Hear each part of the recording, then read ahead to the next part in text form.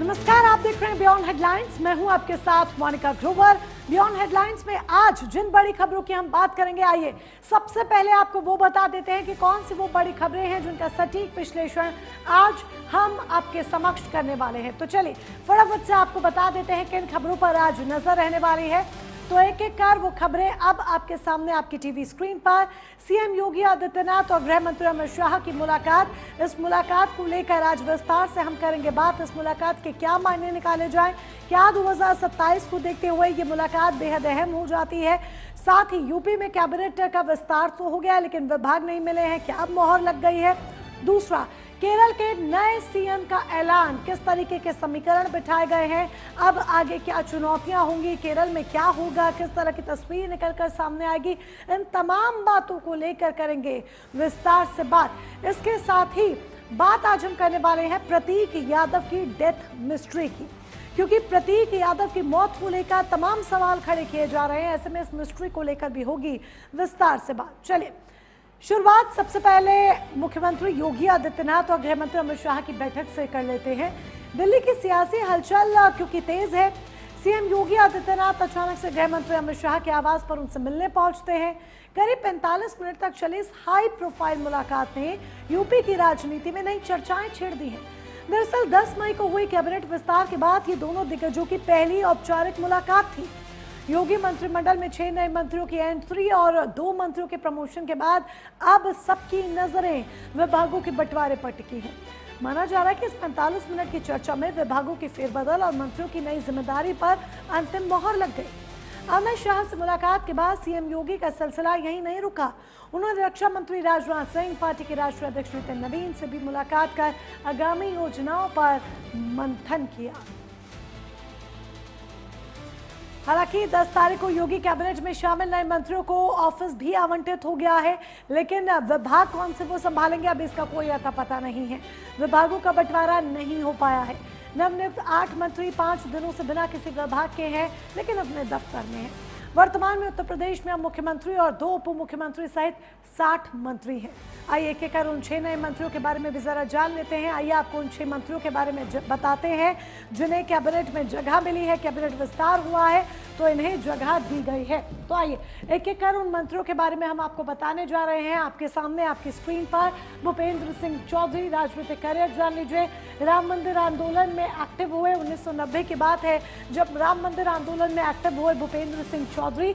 मुरादाबाद भाजपा के जिला मंत्री बने 1995 में। 1995 की ये बात है जब मुरादाबाद भाजपा के मंत्री बने, मुरादाबाद जिला अध्यक्ष बने 1996 में। ये भी जान लीजिए 1990 से अपने राजनीतिक सफर की उन्होंने शुरुआत की। राम मंदिर आंदोलन के साथ संभल लोकसभा सीट से मुलायम सिंह के खिलाफ चुनाव लड़ा लेकिन हार गए, ये 99 की बात है। 2000 में पश्चिम यूपी के क्षेत्रीय मंत्री बने, हार मिली लेकिन अगले ही साल क्षेत्रीय मंत्री बना दिया जाता है पश्चिम उत्तर प्रदेश का। पश्चिम उत्तर प्रदेश के क्षेत्रीय अध्यक्ष 2011 में बन जाते हैं। पश्चिम उत्तर प्रदेश पर भूपेंद्र चौधरी की अच्छी खासी पकड़ मानी जाती है।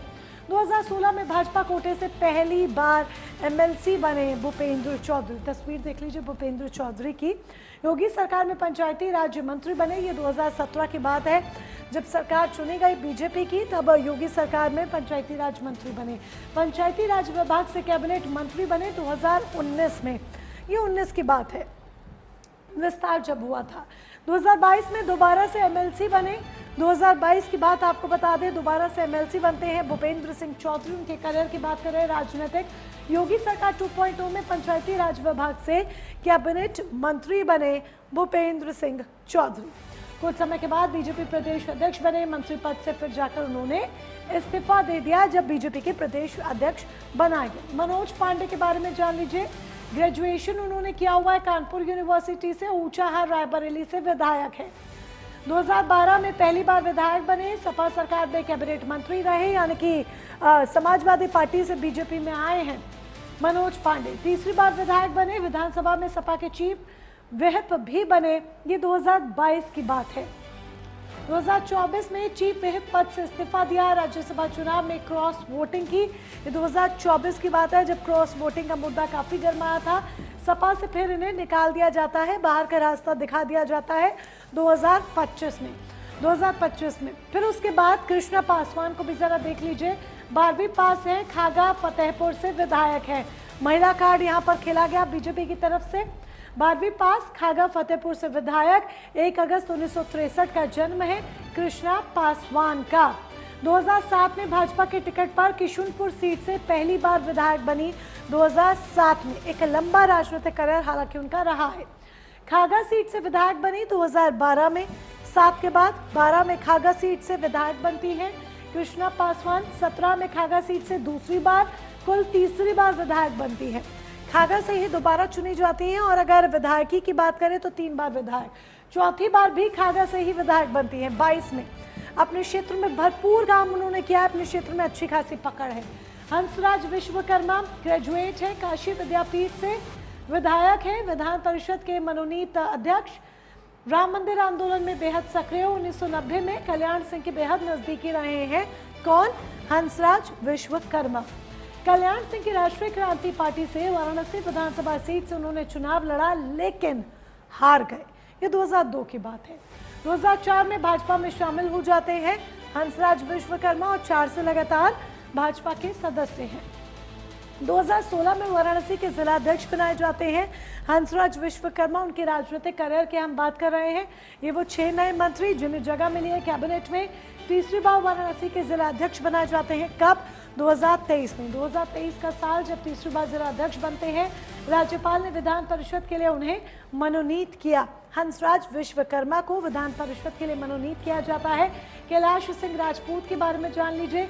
LLB है, 1 अगस्त 1956 को जन्म हुआ है कैलाश सिंह राजपूत का। तिरवा कन्नौज से विधायक है, कन्नौज से विधायक है।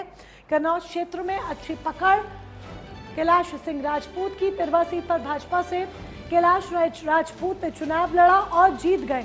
1996 की ये बात है, 96 की बात है। 2007 में कैलाश राजपूत ने बसपा के टिकट पर तिरवा से चुनाव लड़ा और जीत दर्ज की। 2007 की बात है। 2017 में कैलाश राजपूत ने बीजेपी से तिरवा से चुनाव जीता, कई बार जीत दर्ज की है, अच्छी पकड़ उनकी है। ये 17 की बात हुई। अब 22 में आ जाइए। तिरवा विधानसभा से बीजेपी के विधायक बनाए जाते हैं कैलाश सिंह राजपूत, जनता उन्हें चुनती है। सुरेंद्र दिलेर की बात कर लीजिए, PhD है लखनऊ यूनिवर्सिटी से। सुरेंद्र दिलेर 1967 बॉर्न है, 15 मार्च। विधायक है खैर अलीगढ़ से। अलीगढ़ खैर से विधायक है सुरेंद्र दिलेर। वहां पर अच्छी पकड़ उनकी है, अपने क्षेत्र में मजबूत पकड़ है। 2010 से 21 तक पिता राजवीर सिंह दिलेर के लिए हाथरस लोकसभा सीट पर बूथ मैनेजमेंट करने का काम किया करते थे। विधानसभा चुनाव में टिकट मांगा लेकिन पिता के हाथरस सांसद होने की वजह से उन्हें नहीं मिल पाया था। ये 2022 की बात है। 24 में पिता राजवीर के निधन के बाद खैर विधायक को हाथरस लोकसभा सीट से टिकट मिल जाता है। ये 2024 की बात है। जीत से खैर सीट खाली हो, ये भी आपको बता दें। उनकी राजनीतिक करियर के बारे में हम बात करें सुरेंद्र दिलेर की। उपचुनाव में फिर से भाजपा के टिकट पर वो विधायक बन जाते हैं। उपचुनाव जब होता है फिर से विधायक बनते हैं। यूपी में मंत्रिमंडल का विस्तार, सोमेंद्र तोमर राज्य मंत्री, स्वतंत्र प्रभार। अजीत पाल सिंह की बात कर लीजिए, राज्य मंत्री हैं, स्वतंत्र प्रभार है। एक एक कर जरा मंत्रिमंडल विस्तार के बारे में भी जरा जान लीजिए। 60 अब कुल जो है वो मंत्री हो गए हैं जो, लेकिन हालांकि अभी विभागों की बात कर लीजिए तो विभागों का बंटवारा भी नहीं हुआ है, उसी को लेकर देरी है और उसी को लेकर पूरी जो जोर आजमाइश है, संग्राम है, वो देखने को मिल रहा है। लेकिन अब माना जा रहा है कि अब जब मुलाकात हो गई है सेंट्रल के साथ तो जल्द ही विभागों का भी बंटवारा कर दिया जाएगा। बहरहाल आगे बढ़ते हैं और केरलम की बात करते हैं क्योंकि मुख्यमंत्री का ऐलान